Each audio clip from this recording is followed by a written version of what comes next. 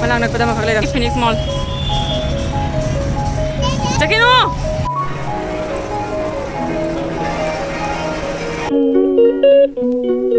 Hello everyone. Okay, asika lang patagi live ang pag khara ma chatri ba. Adu duna hoji mapana thoke tawi live si khara ma pawaina adu bai khara su koi thopa oya ne adu na thoke tawi. Ai losan balo oya hoji. मसन जी cream style तक करना दे मगर क्यों helmet तो इन गुप लेते mic गुप लेते तू से माइक गुप मा लेते माइक गुप्ती माइक गुप रो कता है दूरा सिरा ए जुम दे तोंग ना बा चप्पल से तोंग वाई वन से जुम दे तोंग ना बा नी ने से मा पान तोंग ना बा रते ने नायको वादी नायको नायको जाखिनु ने ngahak wadi sih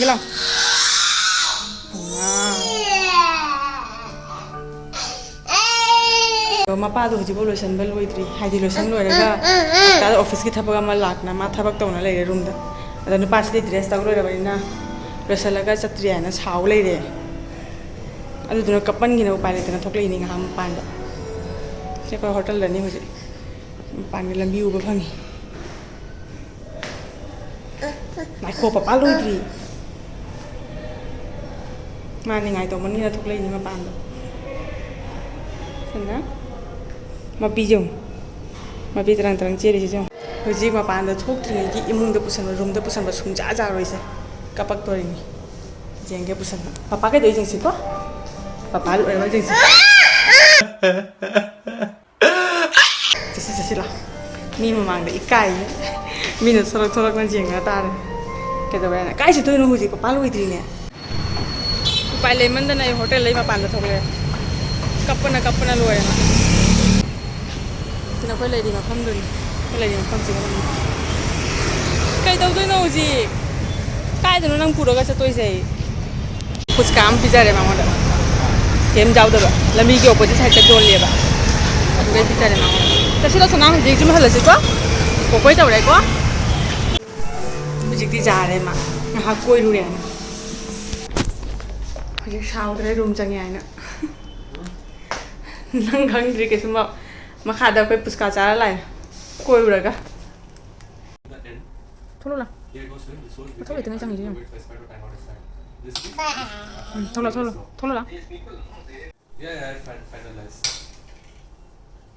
tao đi xem thóc để cho làm vật trắng gì đó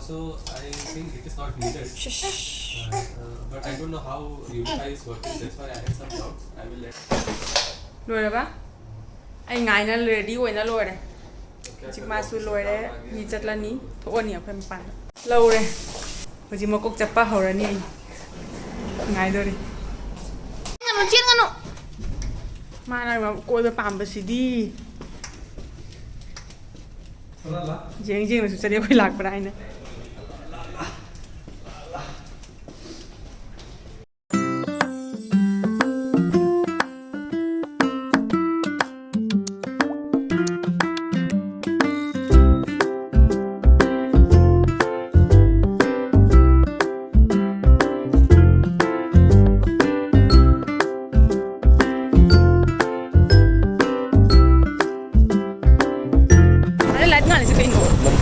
मंदिर लेकिन ये वो मंदिर है वेंकटेश भगवान ये सब ऊपर ना हाँ वेंकटेश भगवान और साउथ की लाइट वो ये मंदिर नहीं सर ये मनाग नकपा दमा खगले रमी बजरंगबली की मंदिर हनुमान मंदिर में ले रमी सिगा अखोई मंदिर दगी लोयरगा हुजी कदरनी है ना सुम फिनिश मॉल ला कोई बोय ना लाए जी छाना बा फंग बदा हराव बना लोय रे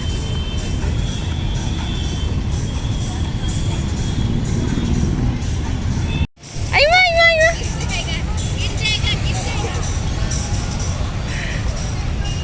चला हराव बना लोय रे ने इमा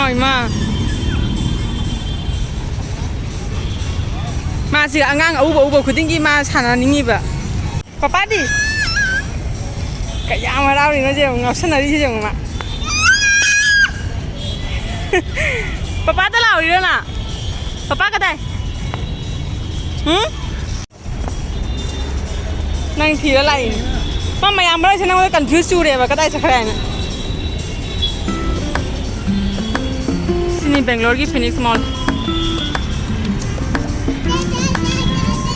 ꯆꯠꯈꯤꯅꯨ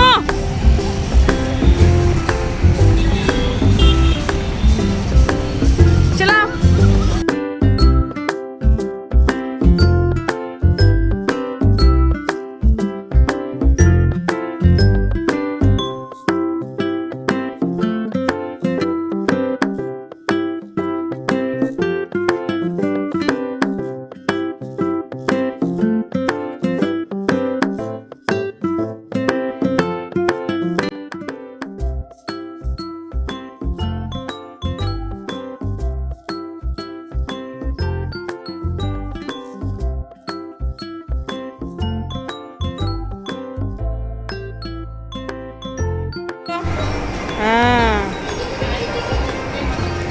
Joy, oh, mai sự kursi lấy bớt Joy tao rin.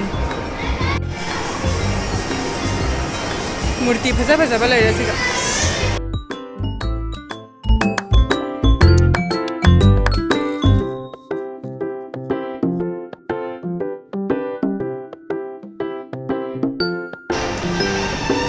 restaurant में आम ये outlet में आम ले ये बा. Pay deh, चाह ना पहले ताई. Mana cah tu? Aku sungai ni cah bayi sega. Mi kujam saja.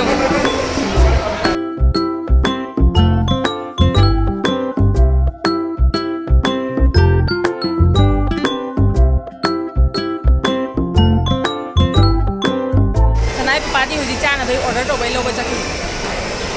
Sama liang bahu dia tu. Tu cantik cah bayi tu ni macam mana? Likli ba tani apa jadi ubah dah buat hanjan lak ni bo macam mana boy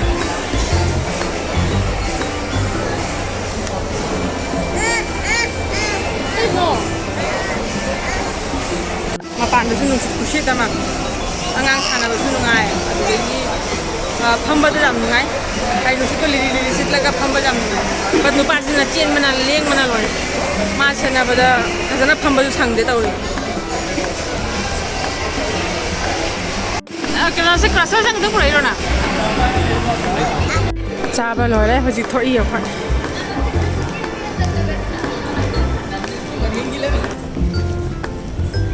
sidin an concert to bani ngasi tau de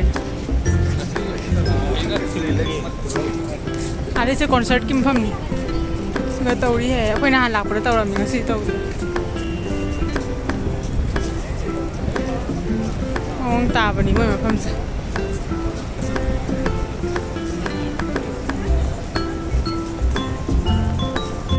नुशिति उर्सितली हो जे मना का से Laing से जब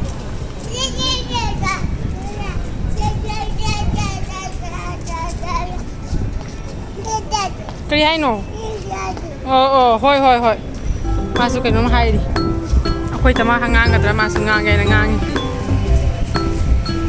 mesti tiba sikli ya pak mana link sih jauh ngang sana bam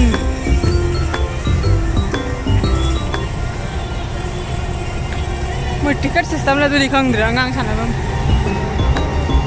metro chatli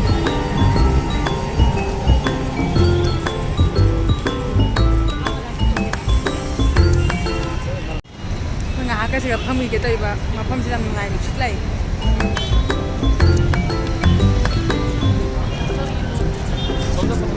hả cặp quay mà nếu ba chỉ sản là phong bữa xưa mà đi chân ninh để đấy lão cái ra đấy đi mà phong bữa xưa ta đi nhưng mà còn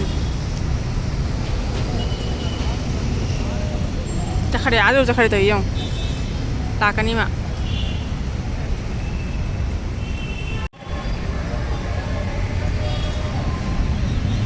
चले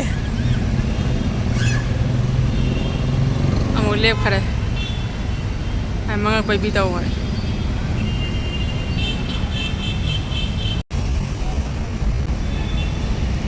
कौड़ई नहीं माई लागनिंग दे मा फाना पुरागा मुचेन खरे तो इसे आधे couple से ना नुसीना gift अमा पी गरे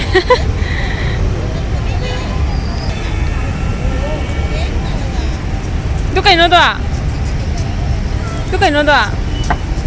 सी कहीं से यहाँ जेंगे रॉकेट नहीं रॉकेट पहलो पिथो मो बसे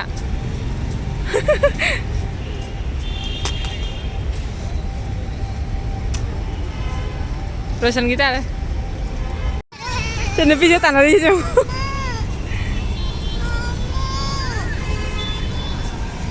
kayak gimana meeting sih nasi kau udah mau ada nusina gift kapi deh sih gini nupi kan nupa kasih sul pamning man gina last tadi pamme yang nupi sih deh makanya canggih jam